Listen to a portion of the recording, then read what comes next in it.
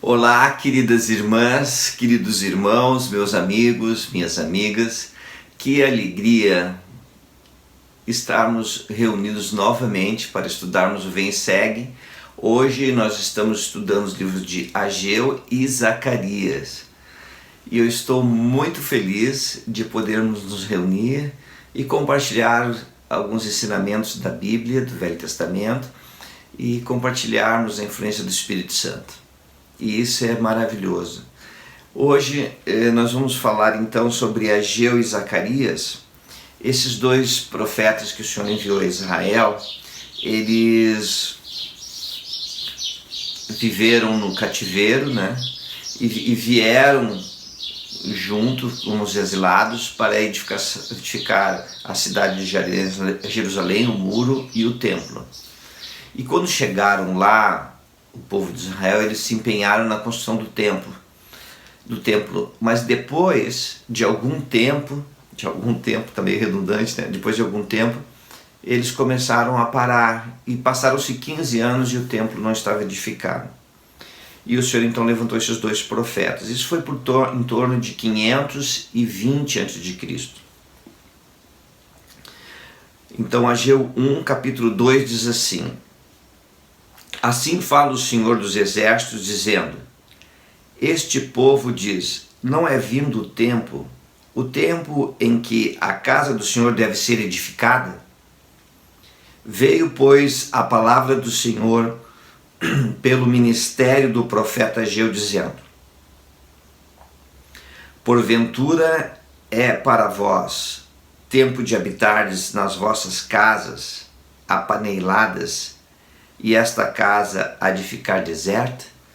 Então aqui a advertência: vamos ficar todos em casa, ou o povo de Israel naquela época, ficar nas suas casas, comendo, bebendo, e o templo vazio? No versículo 5, o Senhor faz uma ponderação, né?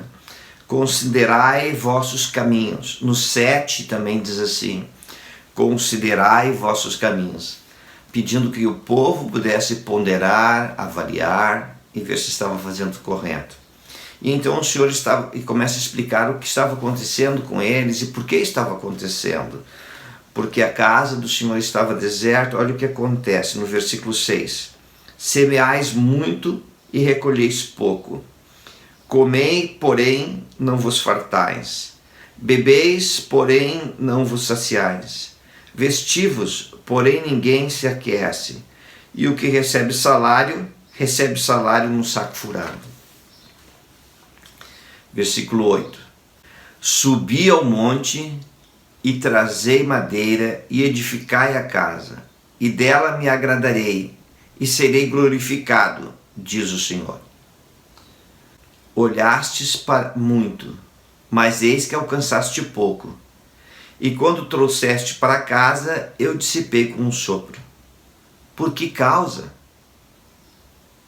Disse o Senhor dos Exércitos: por causa da minha casa, que está deserta, e cada um de vós corre à sua própria casa. Por isso, se fecham os céus sobre vós, para não darem orvalho, e a terra retém os seus frutos. Quando eu estava lendo esta passagem, eu fiquei ponderando, irmãs e irmãos. No 9 a pergunta é: por causa da minha casa que está deserta, e cada um de vós corre à sua própria casa. Então todas aquelas coisas que estavam acontecendo ao povo de Israel naquela época é porque a casa do Senhor estava deserta, estava vazia. As pessoas ficavam em casa e não iam ao templo, não edificavam o templo, não construíam o templo. E eu fiquei pensando, ao ler estas passagens, no nosso país, o Brasil. Em 1977, quando eu me batizei, não tinha nenhum templo em toda a América do Sul. Então, no ano de 1978, o Templo de São Paulo foi edificado e dedicado. Isso começou antes, é óbvio. E então o templo foi edificado, o Templo de São Paulo foi dedicado. o presidente Spencer W. Kimball estava aqui no Brasil. Foi a primeira vez que pessoalmente eu pude ver um profeta de Deus. E desde então outros templos foram construídos no Brasil. Mas o que aconteceu? Nossos corações se encheram de alegria e é realmente motivo para nos alegrarmos. Mas à medida que templos são construídos no Brasil, e nós já temos 8 e outros anunciados em construção, à medida que templos são construídos no Brasil, os membros da Igreja de Jesus Cristo Santos dos Últimos Dias têm uma grande responsabilidade, que é frequentar os templos. Porque se não frequentarmos, vai acontecer isso que nós acabamos de ler aqui. Recebe salário num saco furado. E é uma grande responsabilidade que cada um de nós temos como membros da igreja de frequentar os templos, para que o Senhor possa abençoar uma nação inteira. Que forte isso, né? Bom, este foi o sentimento que eu tive ao ler isso. Essa semana que se passou, na semana que se passou agora, o templo de Campinas retornou às atividades após um longo período de quase 90 dias de manutenção. Na verdade foram 70 dias. E então retornou.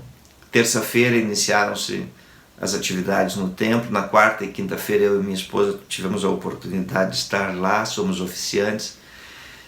E um sentimento de paz tão grande encheu todo o meu ser. E eu tive desejo de ficar cada vez mais no templo, de morar cada vez mais próximo do templo e poder participar e frequentar e oficiar e ajudar a todas as pessoas que vão ao templo. E também um desejo de me tornar uma pessoa melhor, mais purificada, mais santo, mais reto na vida. E eu na quarta-feira eu fiz um pequeno vídeo quando cheguei ao templo, convidando os membros da ala que eu frequento, na ala que eu estou servindo como bispo, para participarem. Eu quero estender este convite a todos vocês. Então eu vou passar o convite que eu fiz na quarta-feira passada aos membros da minha ala para todos vocês, tá bom? Observe com atenção, por favor.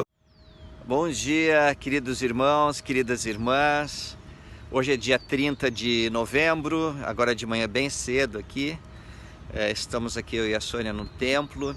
O templo reabriu ontem após quase 90 dias de manutenção. Eu estou tão feliz por isso. Como é bom podermos frequentar o templo. Eu convido a todos os membros da nossa ala que possam planejar ir ao templo. O presidente Nelson, na última conferência, ele nos falou que devemos ir mais ao templo, planejar ir mais ao templo e não menos. Convido aos pais que levem seus filhos para o batistério, façam uma atividade familiar e possa ir no batistério, leve alguns nomes de sua família. Será uma experiência extraordinária estar com seus filhos no batistério. Neste mês de dezembro nós não teremos nenhuma caravana da ala. Não espere pela caravana da ala, não espere por uma caravana da estaca. Planeje ir ao templo. O templo é extraordinário. Receberemos bênçãos que não receberemos em nenhum outro lugar, como diz o profeta. E eu estou muito feliz pelo templo ter reaberto e que possamos ir muitas e muitas e muitas vezes no templo. Tchau, irmãos, irmãs. Tem sido uma alegria estar com vocês e encontrá-los aqui no templo. Forte abraço, continua firme, tá bom? Tchau. Queridas irmãs, queridos irmãos, que possamos dar ouvidos à voz do profeta de Deus, o presidente Russell M. Nelson, que ele tem nos ensinado que nós devemos frequentar mais o templo, não menos. E o que aconteceu com o povo de Israel? No capítulo 2 de Ageu, no versículo 7, diz assim: farei tremer todas as nações, e virá o desejado de todas as nações, e encherei esta casa de glória, diz o Senhor dos Exércitos. Aqui tem um sentido duplo também, referindo-se aos últimos dias, que teria um templo em Jerusalém, Nós sabemos que o templo foi destruído em 70 anos depois da vinda de Cristo pelos romanos, mas viria um tempo em que o templo de Jerusalém seria reedificado na segunda vinda e a casa seria cheia de glória. E eu gostaria de prestar meu testemunho aqui nos templos de nosso Deus. É uma casa cheia de glória, são casas cheias de glória.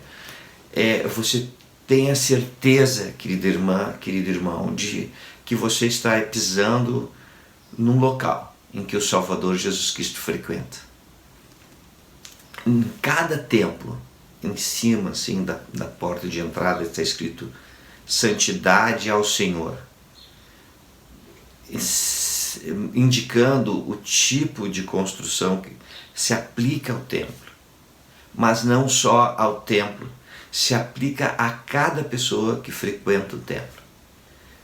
Que possamos então, sabendo disso, nos santificarmos, voltar nosso coração para o Salvador Jesus Cristo, nos arrependermos, mudar o coração, passar por transformação poderosa de coração e frequentar a casa do Senhor.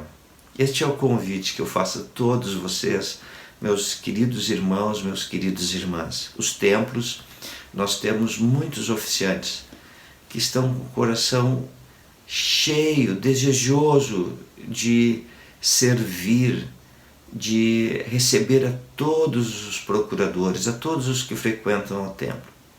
Esforçam-se, fazem sacrifícios para estar lá. E eu convido então a todos nós que possamos estar mais no templo e dar ouvidos, seguir a orientação do profeta de Deus.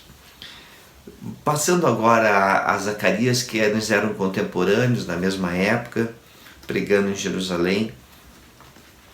Zacarias, no capítulo 1, ele fala assim no versículo 3: Portanto, diz-lhes, assim diz o Senhor dos Exércitos, voltai-vos para mim, diz o Senhor dos Exércitos, e voltar-me-ei para vós, diz o Senhor dos Exércitos. Então eu gostaria de falar novamente, dando ênfase aqui no princípio, né? Se eu voltar a minha vida para o Senhor, então o Senhor se voltará para mim. Forte, não é, irmãs e irmãos? E no 4 diz assim: Não sejais como vossos pais, aos quais clamavam os primeiros profetas, dizendo, assim diz o Senhor dos Exércitos, convertei-vos agora dos vossos maus caminhos e das vossas más obras. Porém, não ouviram, nem me atenderam, diz o Senhor dos Exércitos. Irmãs e irmãos, hoje nós vivemos centenas de anos depois do povo de Israel daquela época. Que nós possamos ser mais dedicados, mais retos na vida, mais desejosos de ver o reino de Deus se expandir por esta terra, mais desejosos de retidão, mais desejosos de santidade, mais desejosos de receber revelação pessoal, mais desejosos de passar por uma transformação poderosa de coração, mais desejosos de sermos verdadeiros discípulos do Salvador Jesus Cristo. Que possamos nos apegar ao Salvador. Como podemos fazer isso? Nos apegando à palavra de Deus, nos apegando à voz dos seus profetas, indo mais ao templo. É maravilhoso termos capelas, é maravilhoso receber o sacramento, é maravilhoso renovar nossos convênios. Mas, irmãs e irmãos, é tão especial frequentar o templo, é tão especial estar lá todos os dias, e participando, frequentar o melhor e o máximo que pudermos.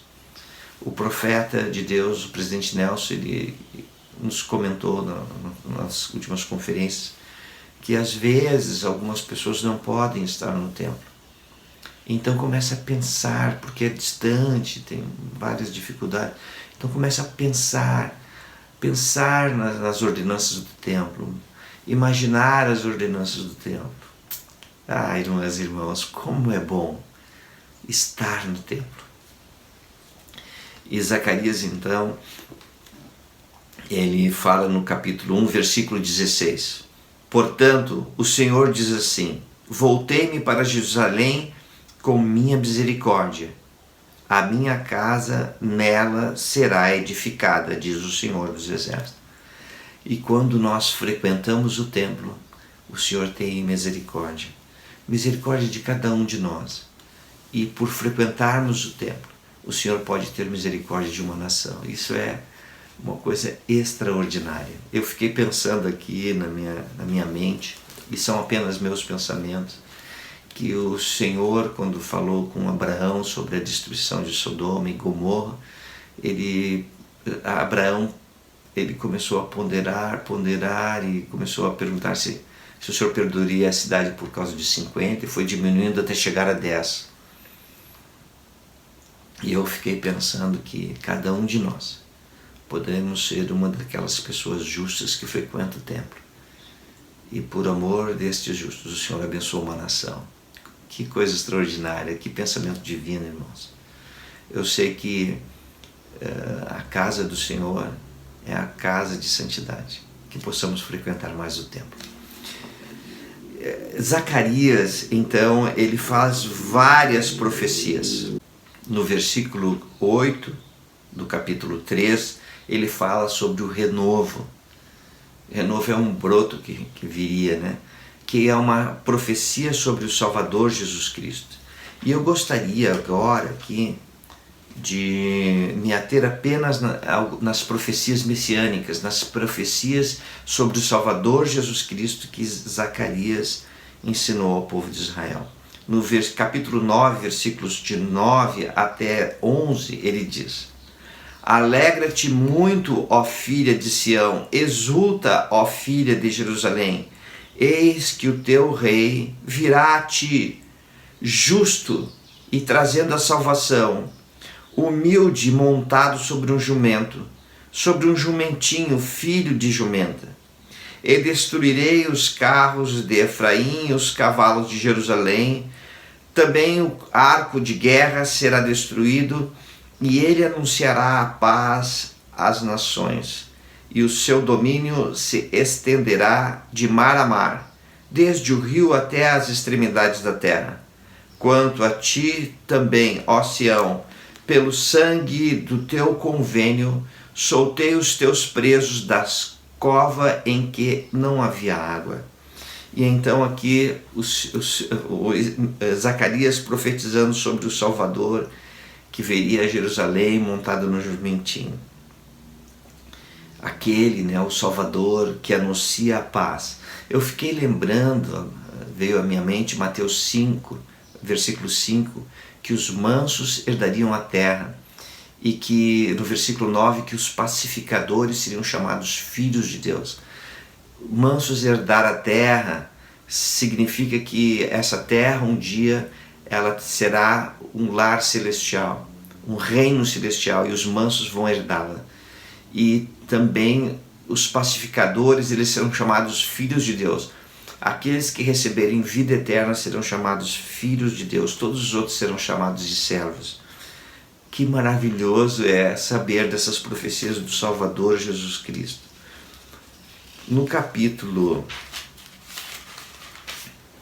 11, nos versículos 12 e 13, diz assim: porque eu lhes tinha dito, se parece bem aos vossos olhos, dai-me o meu salário, se não, deixai-o. E pesaram o meu salário 30 moedas de prata. O Senhor, pois, me disse: arrojo isso ao oleiro, esse belo preço em que fui avaliado por eles. E tomei as 30 moedas de prata e as arrojei na casa do Senhor ao oleiro. Interessante esta profecia, porque 30 moedas era o valor de um escravo. E isto foi o que foi avaliado pelos iníquos sacerdotes de Israel na época do Salvador, que pagaram ajudas para atrair o Salvador, o preço de um escravo. O Salvador do mundo, que nos traz paz Todos nós precisamos desta paz, irmãos e irmãs. Traz consolo à alma ferida. O Salvador que traz salvação e vida eterna a todos nós. Eu sei que Ele vive. No capítulo 12, no versículo 10, diz assim: porém, sobre a casa de Davi e sobre os habitantes de Jerusalém, derramarei o espírito de graça e de súplica, e olharão para mim, a quem transpassaram, e prantearão por ele, como quem pranteia pelo unigênito, e chorarão amargamente por ele, como se chora amargamente pelo primogênito. Então, mais uma profecia do Salvador, que ele viria a esta terra cheio de paz, cheio de mansidão, e seria rejeitado pelos seus, pelo seu povo, e seria pregado numa cruz. Voluntariamente daria sua vida por todos nós. Eu amo o Salvador Jesus Cristo. Versículo 13, aliás, capítulo 13, versículos 6 e 7. E se alguém disser: que feridas são essas nas tuas mãos? Dirá ele: são feridas com que fui ferido na casa de meus amigos. Ó espada, desperta-te contra o meu pastor e contra o homem que é o meu companheiro, diz o Senhor dos Exércitos. Fere o pastor e espalhar-se-ão as ovelhas, mas volverei a minha mão para os pequenos. Na segunda vinda, quando o Senhor vier ao povo de Israel, eles perguntarão: que feridas são essas?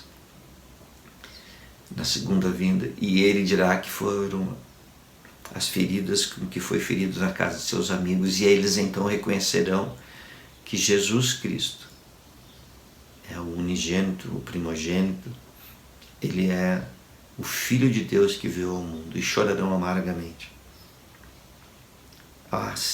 Que quão maravilhoso é o Salvador Jesus Cristo, que nos possibilita um dia podermos voltar à presença de nosso Pai Celestial como filhos amados. Não existe salvação, irmãs e irmãos, a não ser através de Jesus Cristo. No capítulo 14, versículo 4 e 5. E naquele dia estarão os seus pés sobre o monte das oliveiras, que está defronte de Jerusalém para o oriente. E o monte das oliveiras será fendido pelo meio, para o oriente e para o ocidente, num vale muito grande, e metade do monte se apartará para o norte, e a outra metade dele para o sul. E fugireis pelo vale dos meus montes, porque o vale dos montes chegará até Azael, e fugireis assim como fugistes diante do terremoto dos dias de Uzias, rei de Judá. Então virá o Senhor, meu Deus, e todos os santos contigo, ó Senhor. Falando então da segunda vinda, quando Jerusalém vai estar cercada e todas as nações estarão lutando contra Jerusalém, contra Israel, e o Senhor virá, o monte será fendido e o povo poderá escapar. E então virá a segunda vinda, né? Anunciada e desejada, esperada por todos nós. E assim nós vemos esses capítulos de Zacarias. E assim terminamos o nosso estudo de hoje do Vem e Segue, de Ageu e de Zacarias. Desejo a todos vocês, queridas irmãs, queridos irmãos, que possam ser cheios da influência do Espírito Santo, que possam se apegar ao Senhor e que todos nós possamos frequentar mais os templos de nosso Deus. E esta é a breve mensagem que eu deixo a vocês hoje. Tchau, cuide-se bem, tenha um ótimo domingo, uma ótima semana. Tchau.